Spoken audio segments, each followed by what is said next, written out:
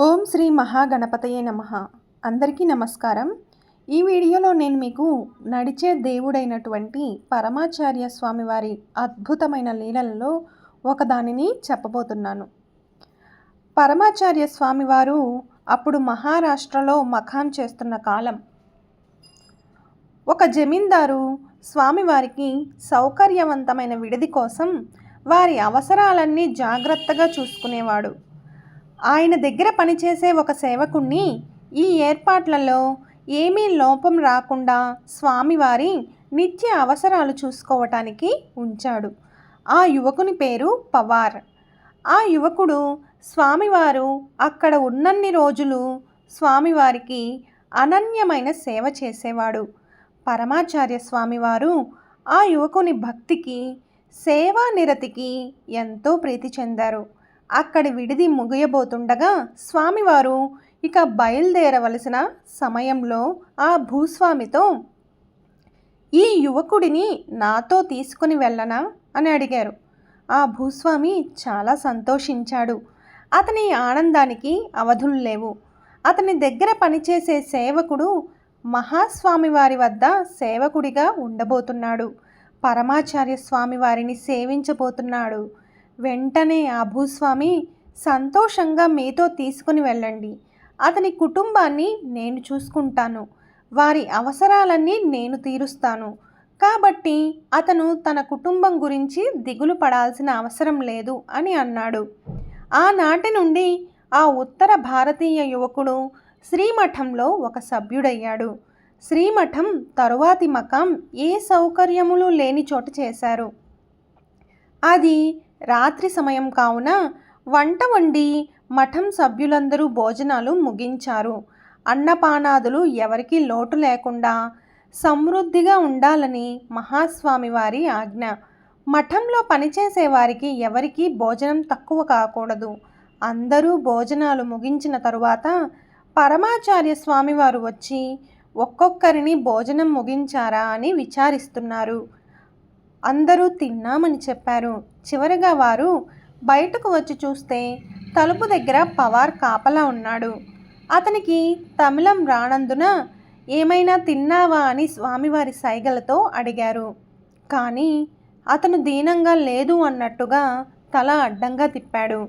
మహాస్వామివారు వెంటనే మఠం మేనేజర్ను పిలిచి, ఈ యువకుడు మనల్ని నమ్మి ఇక్కడికి వచ్చాడు. అతనికి భోజనం పెట్టాలని నీకు మరలా ఎందుకు అనిపించలేదు? అతను అడగకపోయినా, అతనికి మన భాష రాకపోయినా నువ్వెందుకు అతని గురించి పట్టించుకోలేదు? కనీసం తిన్నావా అని అయినా అడిగావా? మీరందరూ తినేసి వంట వార్పు ఆపేశారు. ఈ నిర్మానుష్య ప్రదేశంలో అతనికి తినడానికి ఏమి దొరుకుతుంది అని అడిగారు. స్వామివారు చాలా కోపంగా మేనేజర్ను మందలించారు. తరువాత మేనేజర్ మహాస్వామి వారితో పవార్కు తినడానికి ఏమైనా ఏర్పాటు చేస్తాను అని చెప్పాడు. కొద్దిసేపటి తరువాత ఒక వ్యక్తి సైకిల్లో ఒక క్యారేజ్తో అక్కడికి వచ్చాడు. ఇంకా అక్కడ గుడారాలలో వెలుగు కనబడడంతో ఇక్కడికి వచ్చాను అని చెప్పాడు. వారు అతన్ని వివరములు అడగగా అతను ఇక్కడికి కొద్ది దూరంలో ఉన్న వారికి భోజనం తీసుకొని వెళ్తున్నానని, దారిలో వెళుతూ స్వామివారిని దర్శించాలని వచ్చానని చెప్పాడు. వెంటనే పరమాచార్య స్వామివారు ఆ వ్యక్తితో పవార్ను చూపిస్తూ, నువ్వు తీసుకెళ్తున్న దాంట్లో కొద్ది ఆహారం ఇతనికి ఇవ్వగలవా అని అడిగారు. అపార కరుణకు సాకార రూపమైన మహాస్వామివారు తన సేవకుని కోసం ఒక అజ్ఞాత వ్యక్తిని అర్థిస్తున్నారు. వెంటనే ఆ వ్యక్తి, ఈ క్యారేజీలో ఆహారం ఉంది, అతన్ని తినమనండి, నేను వేరే ఏర్పాట్లు చేసుకుంటాను అని క్యారేజీని ఇచ్చి వెళ్ళిపోయాడు.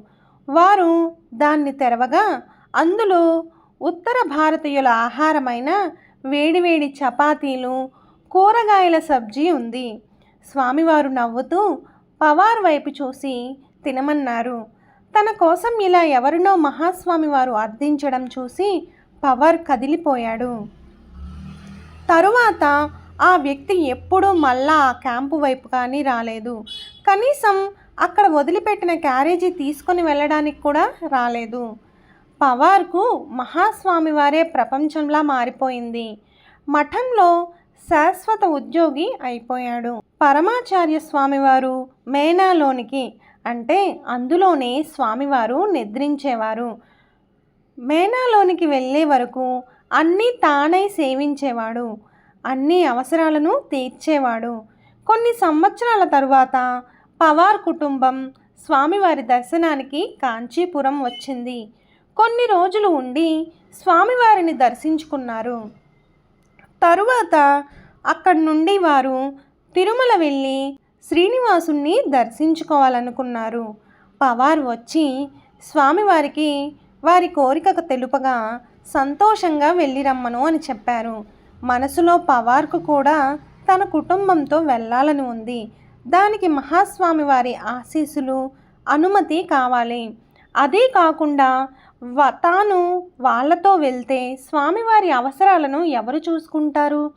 కావున కేవలం ఒక్కరోజు మాత్రమే వెళ్ళి వద్దామని స్వామివారిని అనుమతి అడిగాడు.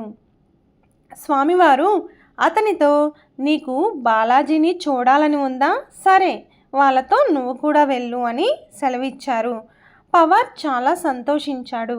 స్వామివారు మేనాలోనికి వెళ్ళగానే దాని తలుపులు గట్టిగా మూయడం, ఉదయాన్నే స్వామివారి కంటే ముందే మేల్కొని స్వామివారి మేనా తలుపులు తీయడం పవార్ దినచర్య.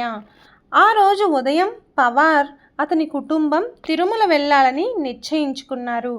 రోజులాగానే ఆ రోజు కూడా మేనా తలుపులు తీసి ఉదయం చేయవలసిన పనులన్నీ చేసి తిరుమలకు వెళ్దాం అనుకున్నాడు పవార్.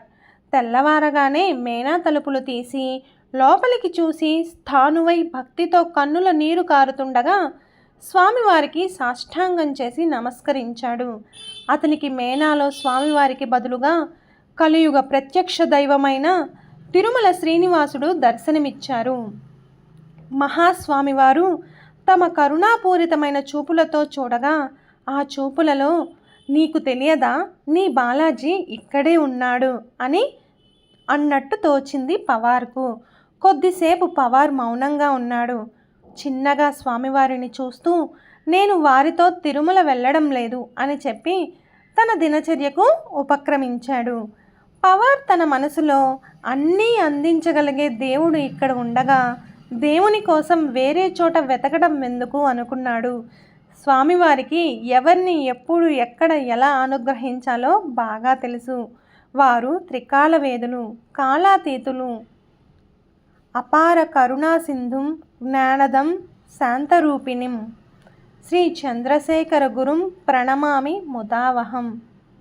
విన్నారు కదండి, పరమాచార్య స్వామి వారి లీల ఎంత గొప్పగా ఉంటుందో. తన దగ్గర ఉన్న సేవకుడికి తిరుమల వెంకటేశ్వర స్వామిని చూడాలనిపించిందని తానే స్వయంగా తిరుమల వెంకటేశ్వర స్వామిగా దర్శనమిచ్చారు. అంత గొప్ప మనిషి నడిచిన భరతభూమిలో మనం పుట్టినందుకు నేను చాలా గర్విస్తున్నాను.